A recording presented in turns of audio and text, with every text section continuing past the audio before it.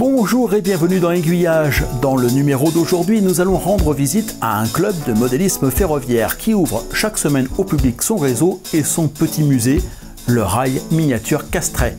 On y pratique le Triomfo Misera modélisme et on y développe des modulino.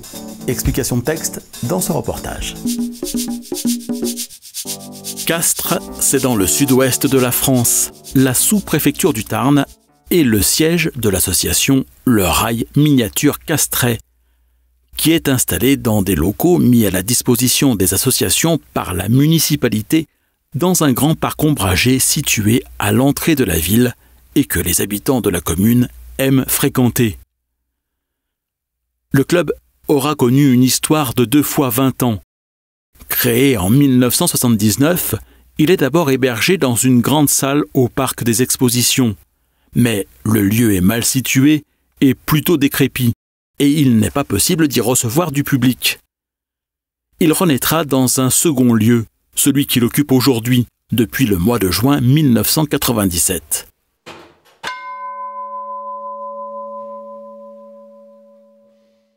À peine installés, les travaux de construction du réseau ont démarré. On a commencé la construction du réseau par une infrastructure, bien évidemment, qui a été terminée au bout d'un an. Au bout d'un an, les voies étaient posées sur des pistes en contreplaqué, l'électricité était branchée, des trains pouvaient circuler. Et au niveau du décor, il n'y avait à peu près rien. Pas grand-chose à voir par conséquent, c'était un peu comme un train qui aurait roulé sur un circuit installé sur la table de la cuisine. Mais le public, comprenant bien que les choses étaient amenées à évoluer, a été dès le départ au rendez-vous.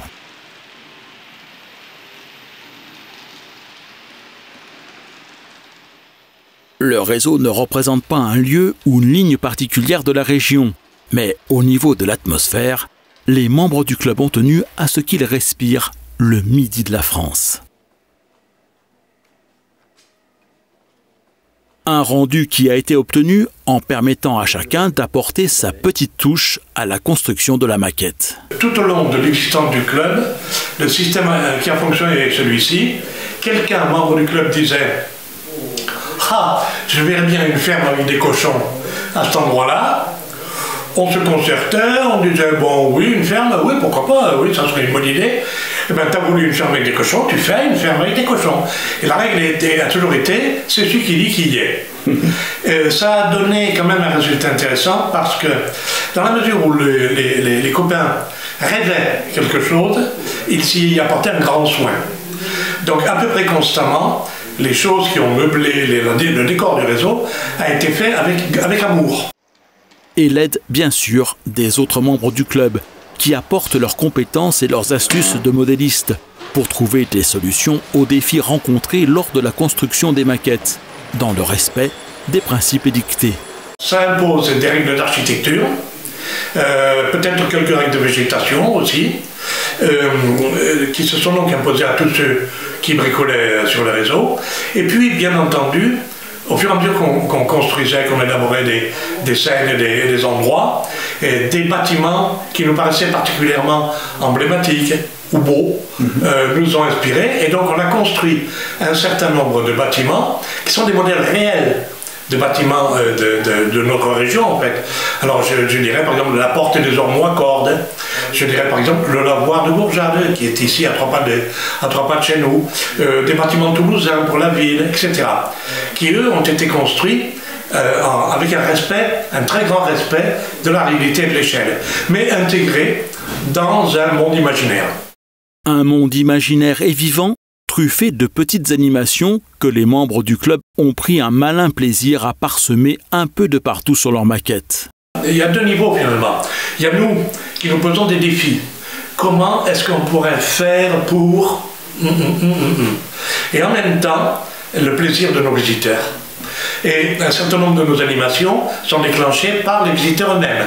Et on leur offre des petits boutons là, le long de la visite, ils appuient et hop, ça va ouvrir les volets, ça va lancer tel ou tel, le curé va se mettre à sonner sa cloche, etc. Et donc il y a 2 niveaux, il y a notre plaisir à nous de résoudre des défis. Comment faire une balançoire dont on ne voit pas le système qui l'anime. Bon, Pas question de mettre de la mécanique et de la ferraille, non, non, non. Et on a trouvé un système qui est assez convaincant. Pas mal de nos visiteurs se demandent, mais comment elle marche? On va vous expliquer, c'est tout simple. Ah oui. Voilà, c'est ça les animations. Et elles amusent les enfants, elles épatent les grandes personnes, et tout le monde est content.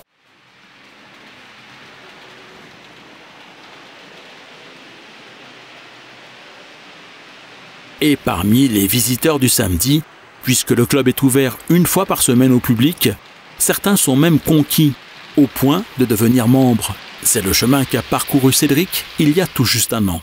Je suis dans le club depuis le premier samedi de janvier, date de notre assemblée générale, et j'ai intégré les lieux donc dans la foulée.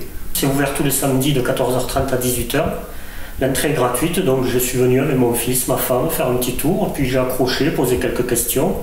Et puis à l'exposition de Castres, j'ai fait plus amplement connaissance et j'ai fait ma demande par internet sur un courrier et voilà, j'ai été accepté dans le club. Cédric, qui a un réseau chez lui, en HO également, sur une quinzaine de mètres carrés. Il est plus attiré par le matériel roulant qu'il a pu voir circuler depuis sa naissance, les X2800 et autres engins datant des débuts de la traction diesel. Alors que sur le réseau du club, c'est la période antérieure aux années 70 qui est privilégiée en termes de circulation. Mais qu'importe, au niveau des corps, cela ne change pas grand-chose et n'entame pas la motivation de Cédric, qui a pas mal d'idées à apporter. Sur ce réseau, j'essaie de faire un peu d'entretien, de faire rouler les trains déjà. C'est un réseau aussi grand, c'est toujours agréable. Le mardi, j'amène mon matériel, donc c'est plaisant aussi de voir son matériel sur un si grand réseau. Et après, j'ai quelques projets en tête, donc un réseau en Inde, qui était un commencement ici.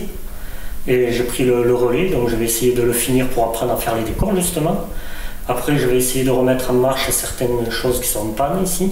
Et après, j'ai un projet, alors là c'est une exclusivité, j'ai un projet TGV, faire une ligne TGV dans le couloir, une ligne droite pour faire partir un TGV, parce que les gens, à chaque fois qu'ils viennent, ils nous demandent « Est-ce que vous avez un TGV ?»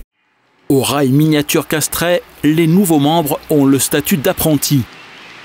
Ils doivent pendant quelque temps faire leur classe, en quelque sorte, avant de pouvoir monter en grade. Par exemple, il leur est interdit de toucher aux machines. Mais Cédric apprécie d'avoir déjà appris beaucoup de choses et de techniques qu'il met également à profit sur son réseau personnel, qu'il est du coup en train de refaire. Petite particularité au rail miniature Castrais, les convois qui circulent sur le réseau sont mis en ligne dans une pièce qui se situe au fond dans le local. Les rames qui rentrent et sortent du réseau doivent ainsi traverser le petit musée dans un tunnel avant de pouvoir regagner le réseau ou les coulisses où elles pourront être rangées dans des boîtes et des armoires spécialement conçues à cet effet. Ce n'est pas la seule innovation que l'on doit à ce club, qui est également à l'origine d'une nouvelle norme de modules. Le principe des modules est connu. Il s'agit de pouvoir assembler des morceaux de réseau en se mettant d'accord sur un certain nombre de normes qui en garantissent le bon raccordement. Il en existe pour les différentes échelles pratiquées, mais tous ont en commun de rester d'une taille relativement encombrante. Et c'est là qu'interviennent les modulinos. C'est une idée qui est arrivée en discussion en voiture, en allant au restaurant. Et nous avons élaboré en commun donc une idée pour pouvoir faire un module qui soit transportable en train, en avion, en métro, donc de petite taille. C'était pour l'exposition Rail Expo 2008 que l'idée a germé. Et ça a tellement bien germé que le Rail Expo suivant, c'est-à-dire en 2009, nous avons fait la première représentation de 31 modulinos à Villebon. Nous avons des gens qui sont arrivés avec des petits modules en train, donc en bagage accompagné, quoi. La longueur varie, donc nous avons des modulinos de 20 cm à peu près 1 mètre, donc la longueur varie, mais nous sommes contraints par l'interface qui elle est figée pour que nous puissions assembler tous les modulinos un derrière les autres. Le concept a tellement bien pris qu'il existerait à ce jour plus d'une centaine de modulinos qui auraient été construits un peu de partout en France. Jean-Louis est d'ailleurs en train d'en ajouter un à la liste, en travaillant à la construction d'un nouveau sur lequel il a choisi de représenter un bâtiment ferroviaire qui est rarement reproduit par les modélistes. C'est le bâtiment de la machine, c'est-à-dire qu'il est abrité à la pompe à eau de relevage qui a alimenté les châteaux d'eau pour les machines à vapeur de l'époque, bien sûr. Voilà. Et en plus, donc, je suis en train de faire une animation à l'intérieur de ce module, des poissons qui remontent le courant. Les poissons ont été collés sur ce disque transparent qui tournera grâce à un petit moteur, ce qui donnera l'illusion parfaite de leur remontée du courant. L'animation pourra être mise en route ou arrêtée grâce à un interrupteur judicieusement caché dans le décor. Au rail miniature Castrais, on achète très peu de choses dans le commerce. Et on détourne à peu près tout ce qui peut être récupéré de sa destination d'origine pour en faire quelque chose sur le réseau. C'est cette philosophie qui a valu à son président d'être traité de miséra modéliste, un qualificatif que depuis il revendique haut et fort. C'est une histoire très longue et je ne vais pas vous la faire longue.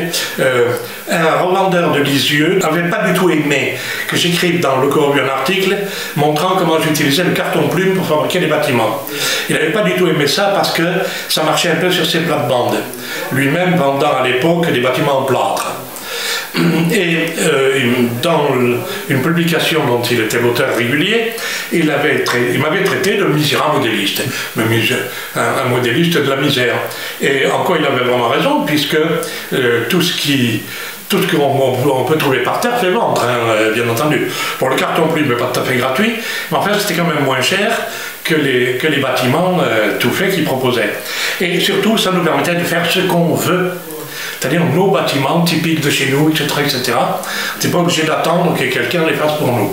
Et bien entendu, le misérable modélisme s'est appliqué à toutes sortes de domaines, la végétation, le flocage, etc. etc. Vous avez vu que notre réseau montre par-ci par-là pas mal d'animaux. Beaucoup de ces animaux ont été faits à la main.